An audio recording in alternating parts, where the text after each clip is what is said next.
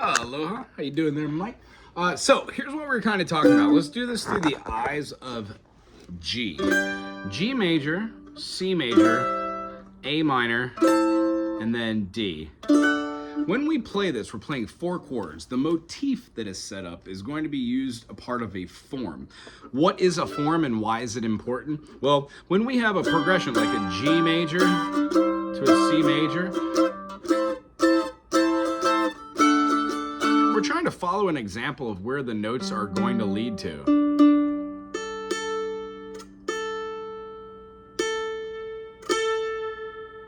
Sorry about that. When we play G major, C major, A minor, and D, those are the four chords. The idea is we have terms that we need to understand. In the beginning, the A section is called the sectional. It is either a continuous or a non-continuous. A sectional is a non-continuous. It is used by playing a phrase like this. When we return back to that G,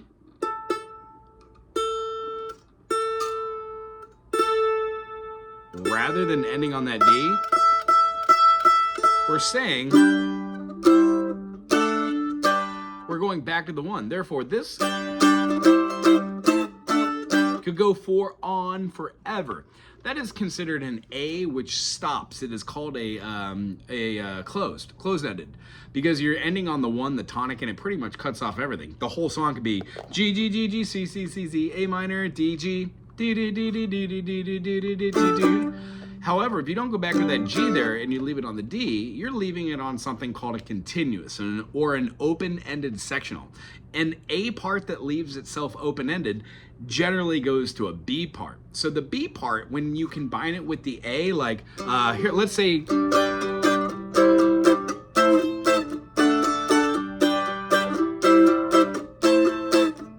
this is the A part. Over the top of this, we could have a melody, like maybe if we slowed it down.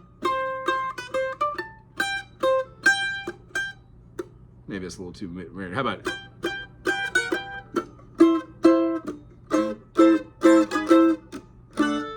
that first chord, second chord, or third chord? That would be the motif.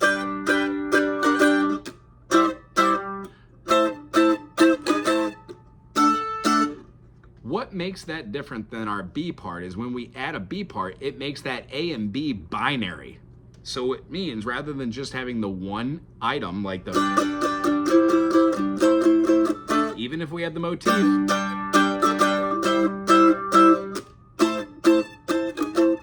if we never switch from that, it's still going to stay as an A. By playing the closed, we keep it as a sectional A. By playing the open, it becomes continuous. Our form is called a binary form when we switch from that. So if I wanted to add another key in there, or just keep the keys, maybe I go to the A there. E minor.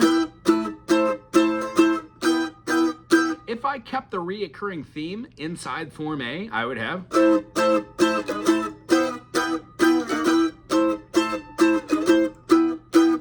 Or individual notation.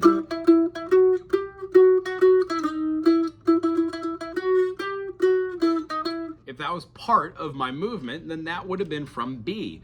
It was different that could have been from A. You could have like a,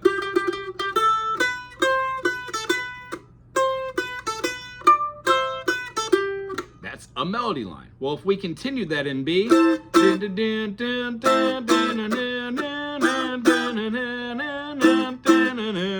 if it went something along those lines, we would have the basic theme from A being repeated in B, but just with different notes, but we're still using the same movement of intervals to build tension and have that melody flow. After we see that the A and the B can be somewhat the same, what we realize is the A is generally a little bit more abrupt.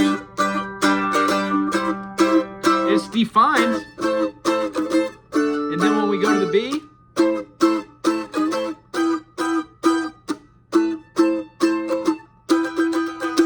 has just a little bit of different variants, so you know it's different from the A section. So an A and B becomes a binary form. The third form we want to talk about is called a ternary, T-E-R-N-A-R-Y. Ternary means A, B, and then anything else. A. A, B, A would be...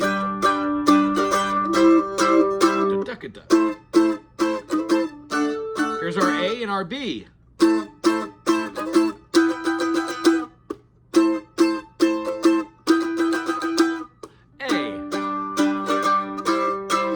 See how we went back and forth between the two? The B section even had, which is the same as A, but then it had da, da, da, da, da, da, da, which is not in A. Makes it different. So when we go back to our A after doing the B, that makes it an A-B-A, which changes it from binary, because we no longer have two. It's ternary. Now here's the interesting. After ternary, every other single mode becomes a form of mode we call sonata form. It sounds and spells like it sounds. Sonata and then form. It's a type of that form.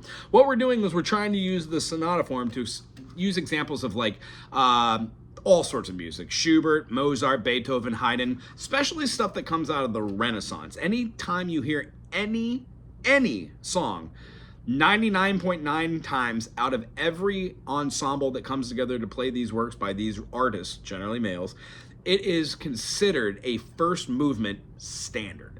When you play an A, B, A, or anything after there, any ternary that is not just an A, B, A, that has more than A, B, A, like A, B, A, A, B, that is called a sonata form. There are a couple different types, but what you will be able to hear now, hopefully from just hearing the musical aspirations of what our vocab is, that when you listen to any movement, let's say by Mozart, Beethoven, Haydn from that period of time, Bach, what you'll hear is a reoccurring theme that happens in A and B. A, if it's open, will go to a B section.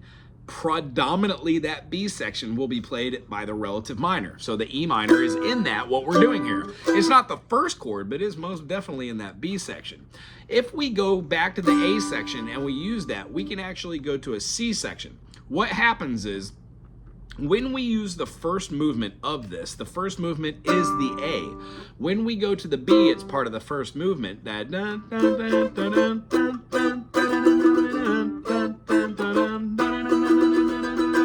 if we wanted to go back to the A directly, that's amazing. And then right after that, we can go to a C section. Our C section is considered part of the secondary movement of a sonata. It generally is where a complete modal change happens, where you take whatever you're doing and then maybe use your D7, which is your G sharp, or your F sharp diminished, one of those times. So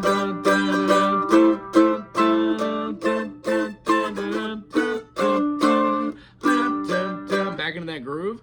And then we use, instead of that D7, let's say we used our E7. Well, our E7 would go directly to the next chord, meaning we would move up to A and do that same na, na, na, na, na, na, dun, dun. Here's where it gets interesting. I wouldn't want to just repeat the A section, so my C section, after doing the modulation or the quick bridge, the movement which takes you from movement 1 into movement 2, just as simple as it sounds, that is going to be the issue.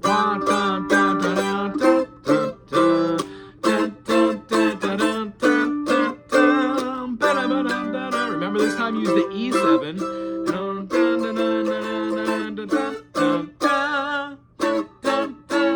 Now here's the thing.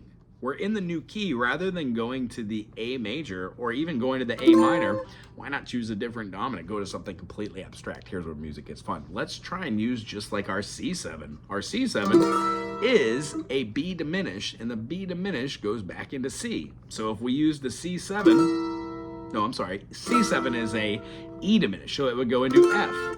Well, if we're doing the same chords, we'd have our G to C was a 1 to 4, and then we played our 2 chord, and then we played our 5 chord as a dominant. So our F would be F major, our 4 chord on that would be B flat. So how do we play the B flat?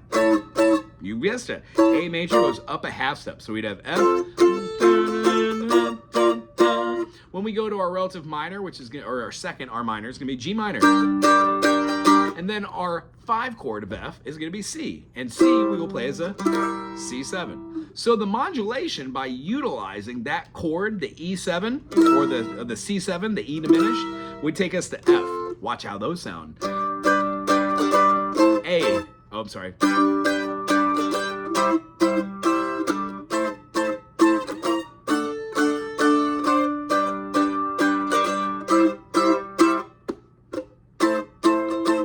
Here's our B.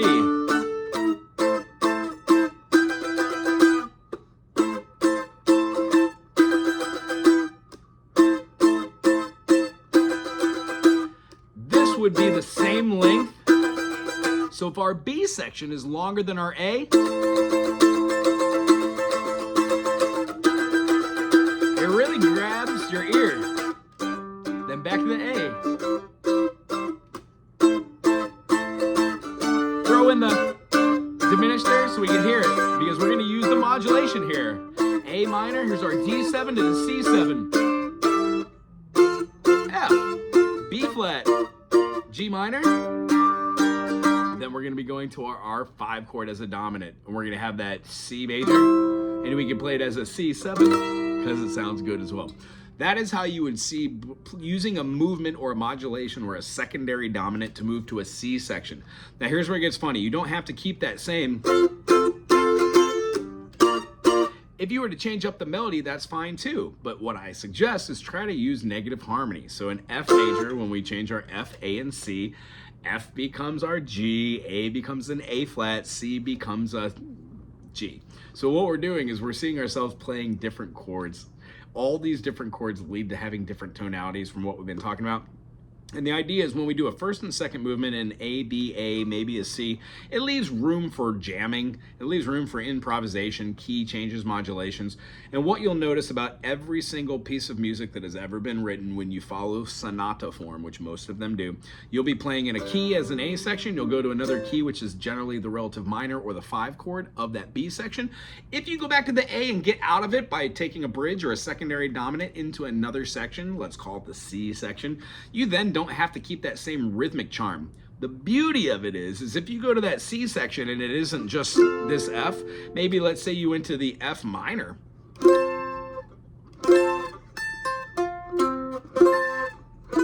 E, F major, F minor, and try that variance.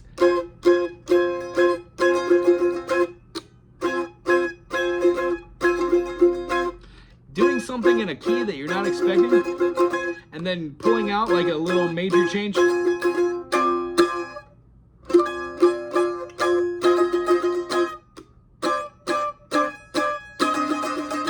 you see how this opens up the doors to being able to use a multitude of different modes? Ones that weren't even part of the first A section or B section. The idea is if you could write something in a different key, relative minor or major, have a movement which has a central theme in the C section, and then take a tiny, tiny bit of the A section, put it in the eyes of the C section, and then instantaneously start playing the A section again, but use the motif from your C section. What you're doing is you're doing cross examples. This is what Haydn does with his string quartets. A good one to listen to would be Haydn in C, Opus 76, number 3, third movement. No, it's a mouthful. Haydn, string quartet in C. It's going to be the Opus 76. It's number 3, movement number 3. I'm sure you're going to love it. If I could find it, I'll send it to you. Other than that, we have other examples that we're going to get into next week that I didn't get into today, like rondo. And then the idea of being able to use Beethoven and one of his piano sonatas would be good. We could also relate this to any type of music. Hope this wasn't too long and winded and it made a little bit more sense. Aloha.